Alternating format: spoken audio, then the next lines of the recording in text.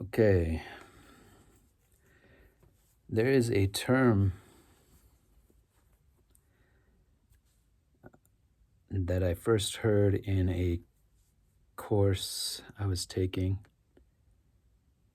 that had a lot of, it's like exploring different theoretical approaches to therapy, different psychological schools or different theoreticians. I think that's where I first heard this idea. And the term is the good enough parent. And the idea, if I'm remembering it correctly, was something like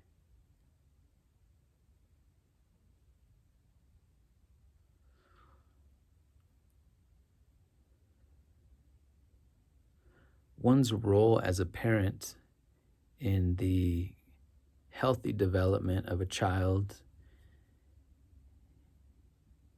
is paramount, is very important, obviously. But there are no perfect parents, and children are vulnerable, absolutely, and need to be protected and taken care of. And children, that developmental process is not so fragile and so brittle that that there is some resilience there in the process. And so the expectation,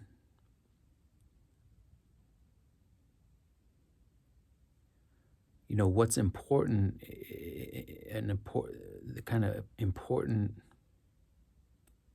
role that a parent can play in that process is to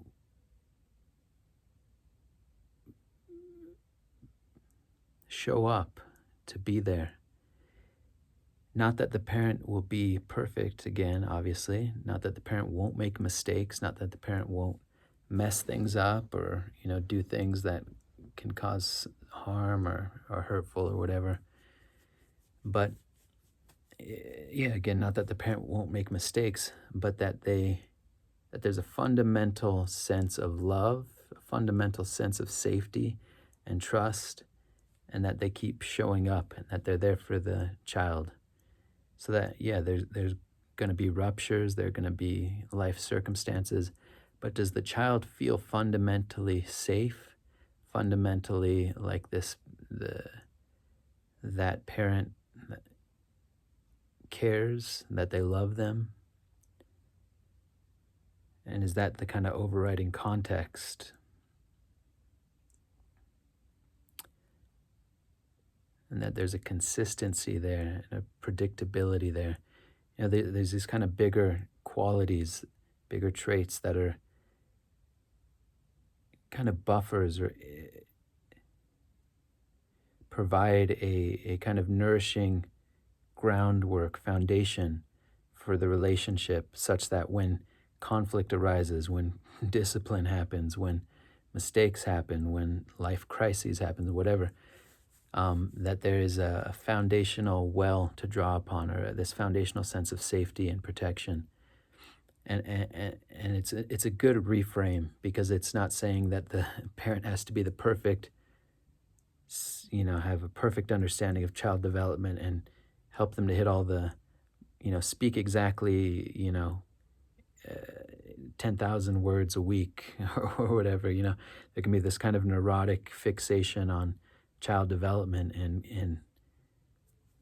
being, the perfect parent to socially engineer. It's almost this dystopian, can be kind of dystopian social engineering framework that's kind of neurotic about, and not wanting to, it can come from a good place too, not wanting the child to have adverse experience, especially if you yourself as a parent have come through a really difficult childhood, not wanting to perpetuate and replicate and pass those generational wounds on. So it can come from a really good place, and it can be a good, healthy thing, but it can become out of balance, right?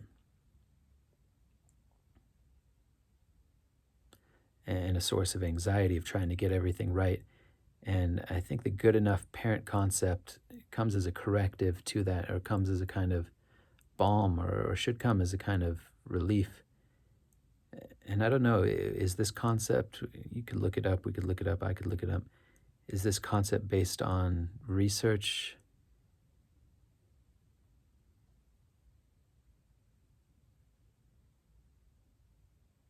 When I wonder, what kind of like longitudinal studies and are informing this idea. But it's the notion that what really matters is just the love and the care and the consistency and the dependability that a child feels that they have a parent who's, that their love isn't so temperamental, isn't so conditional. And then a lot of the, smaller day-to-day ruptures and mistakes, and even some of the bigger ones, those can be corrected for and alleviate, what's the word I want to say?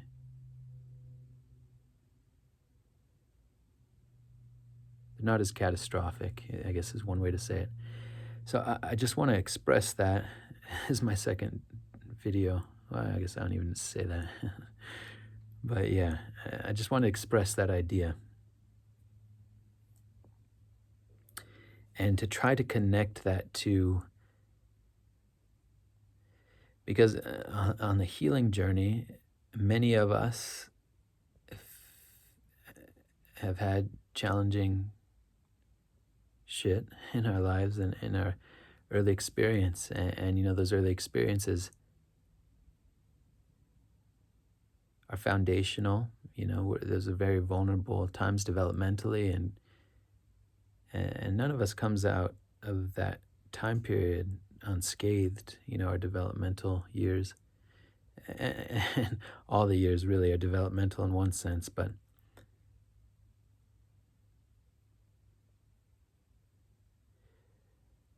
um, but on the healing path, a part of the journey for a lot of us, I think, is expressed, and I'm not fully committed to this, but in some sense it can be kind of useful. And you can see how terms like this have are relevant. But part of the healing path for a lot of us is this, connects with this notion, or has some relationship to this notion of reparenting. I hear people use that word, reparenting ourselves, and this idea of doing inner child work. It's like finding those moments of abandonment, of pain, of grief, of loss, of rage, of, all the stuff that's kind of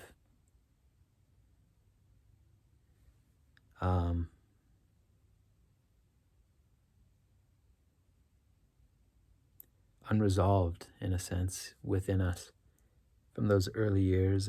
And really, it's not so, this process is not so exclusive to just childhood, but you may find there's a lot of unresolved stuff in that area. And it's because we all have, the parents that we were born with and the family systems that we were born with. And anyways, let me not get too sidetracked into that part.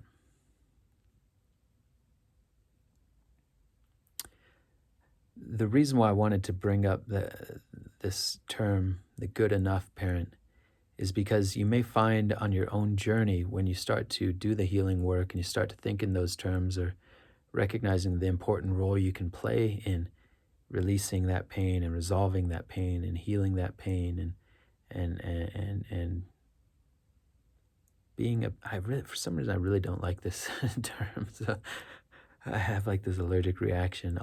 But reparenting yourself, we'll just use that as a very, in my mind, kind of insufficient term, or I don't know. I don't even want to explore what's going on for me with that one, but or why that's not the best term for me.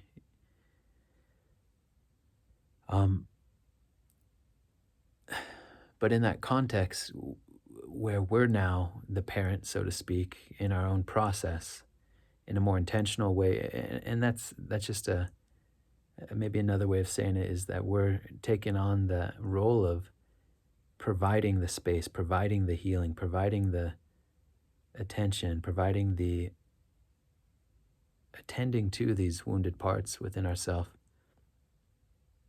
within our being, within our body, within our psyche, within our spirit. You may notice that you fall short. Have you noticed that?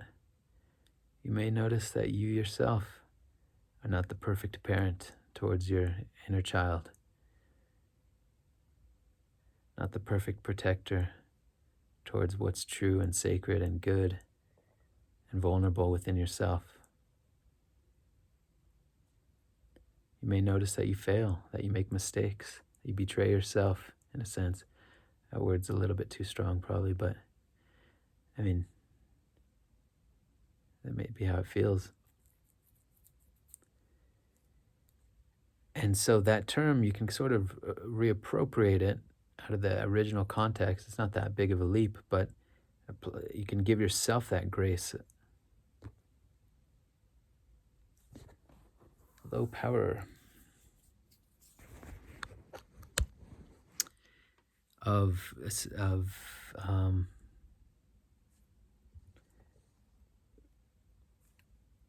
you know, thinking of the path, and if we're thinking about it in these terms of reparenting, that it's not about being perfect here.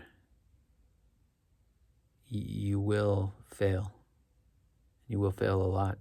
And if you're holding on to that perfection image that I'm going to be the one that gets it right, all these other people that hurt me and genuinely did, genuinely hurt you, but at least now I have the chance to do it right. It's good. It's a beautiful intention. It's a powerful intention. Let that intention carry you, but don't let that intention box you in because then when you do mess up and you betray yourself, you let yourself down. If you've been holding on rigidly to this idea of being the perfect protector, provider, healer, parent towards yourself, you will feel shame and you'll feel really frustrated and you'll feel really disappointed, and recriminations, will arise. You'll feel really. But if you have this recognition that what matters on the path is not perfection, it's really just showing yourself that you care, that you're not going, you may abandon yourself temporarily. There may be, or however you want to think of that. You may make a mistake where you fall out of alignment, you hurt yourself, you fall back into some pattern that isn't helpful. The important part is not the mistake. The important part is continuing to be there for yourself. Showing up, allowing yourself to feel that disappointment and that pain, and allow not that you know how to heal yourself, not that you know what you're doing, not that you know the right thing to say towards yourself or the right action to take towards yourself.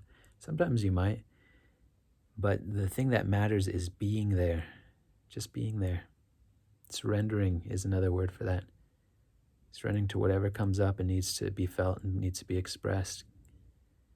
That's I did this video complaining, not complaining, maybe complaining, but talking about how frustrating that term self-love can be on the path when people say that, the only way you're going to heal is by loving yourself. And it's like, fuck that, excuse my language, but when you're really suffering, especially when you're new on the path and just newly starting to contend with all the pain you're carrying, and then to hear this, what can sound like a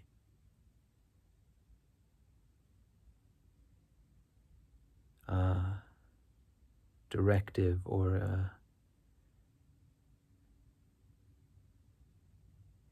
it can sound like, to hear somebody say, you need to love yourself, can be a great burden. It's like, I don't feel loving right now.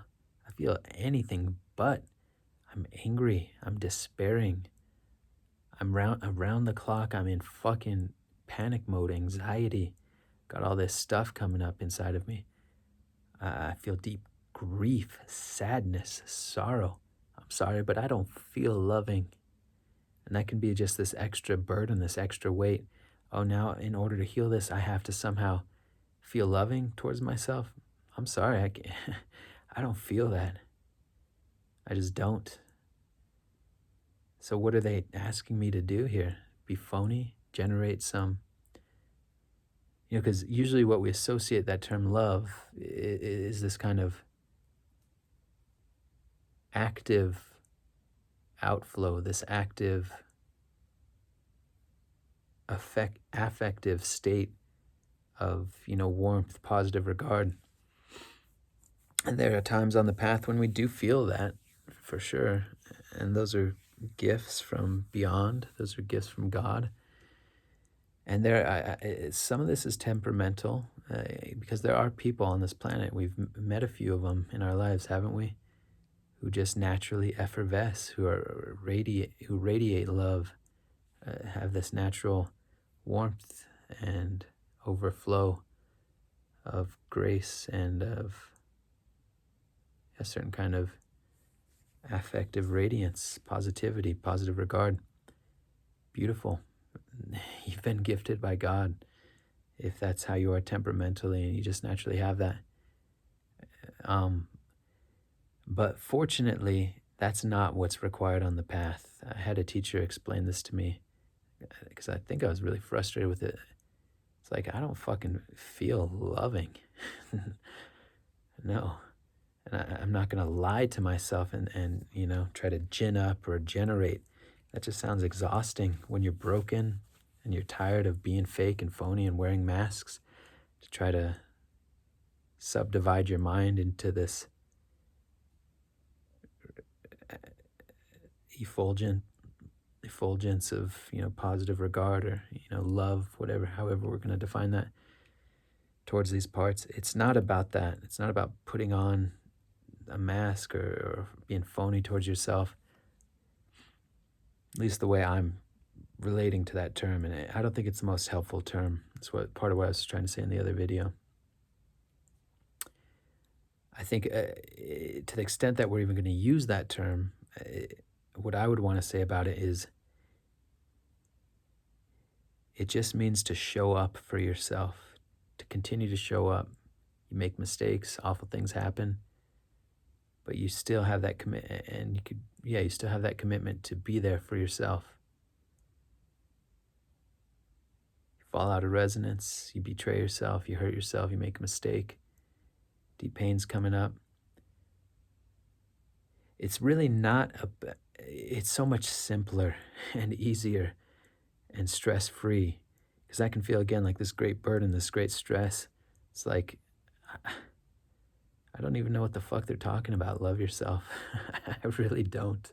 I just don't feel that. My heart is so wounded, so closed, so hurting, or whatever, however you're relating to that, so hurting. But it really just means surrendering and allowing whatever needs to come up. To the extent that you're able,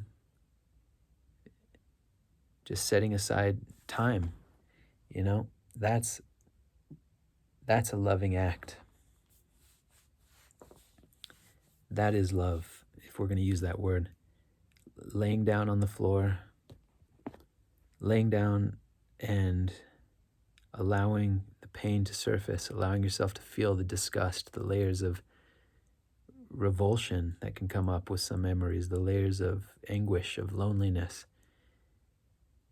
And it's not about having the right approach to it, the right method, the right thing to say. It's receptive. If anything, it's a listening. It's allowing those things to express. And that's a relief, because you don't know first of all, you don't know how to heal it. Most of the time, you just don't know. You don't know what you're doing on this planet. So in a sense, you're allowing the intelligence of God to move through you, the intelligence of creation. It's more natural. These things know what they want to say. They know how to release. Your role, to the extent that there's any role, and don't saddle yourself really with any role, that's kind of the trap here, is just to relax and to feel and to emote, to cry, to grieve, to yell, to scream, to punch, to shake, whatever it is, in a safe, healthy, contained way, you know, not projecting at somebody or towards yourself, but allowing this stuff to move, this energy to come up, to feel it to heal it, baby. That's really the whole name of the game.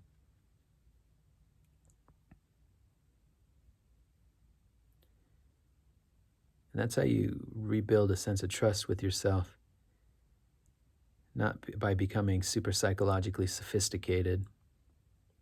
It can help to have insights and an understanding for sure. But to be honest, well, I mean, a lot of those insights can come and will come in a more meaningful way just by being humble and simple and just allowing this stuff to come up and to speak. You don't really need that level of sophistication. It can help. And if you're drawn to that naturally, you'll seek this stuff out and you'll, in a way that's more organic, just start to onboard knowledge and information that's useful in your healing process because it's more experiential and it's more immediate and it's more intimate to your own experience. But it's not really about having, great amounts of knowledge. It's just about having the capacity and the willingness, more than anything, the willingness to be there for yourself. And that should be a great relief. It means you're going to feel pain, but you're already carrying that pain, and the feeling of it after a certain while, you come to recognize there's something graceful about that because that's how you kind of build a connection with yourself and with your spirit. You could say trust with yourself. Not that you're perfect, because again, you will make mistakes here. Welcome to this planet. Welcome to planet Earth.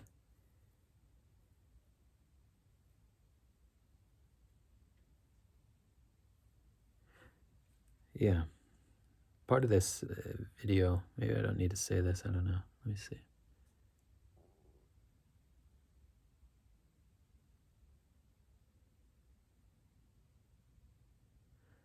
Yeah, well, I got some inspiration. Some of this, we from another YouTuber, a guy named Matthew Pallet. I just watched a video of his. Forgive Yourself, I think it's called. Kind of touches on some of these themes. It could be useful. I mean, it's like we kind of help each other to crystallize and affirm, concretize, draw out certain experiences that we're having, and it can help to hear somebody else reflect on it.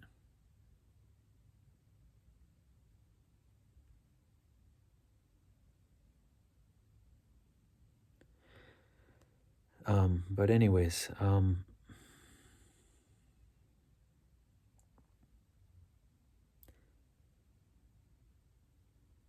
so don't be, and I'm preaching to myself mostly here, but hopefully there's somebody else that this would be useful to, for this, this would be of utility for.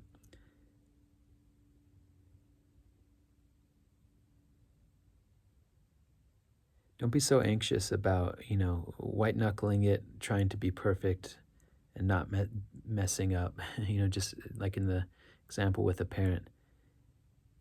Just accept that you're imperfect and you're going to mess it up. It's hard to accept that, believe me. I'm speaking to myself here, but more and more softening and trusting that's going to be okay, that what matters is not the mistake, but the return to self, the return, the commitment, just that I'm here for you, man. I'm sorry I fucked up. Because I am fucked up. I mean, we can be honest about that. But I'm here and I'm willing to feel whatever needs to be felt. And that's an act of love. And you may find, well, I don't even need to say that. So anyways, good enough parent, good enough.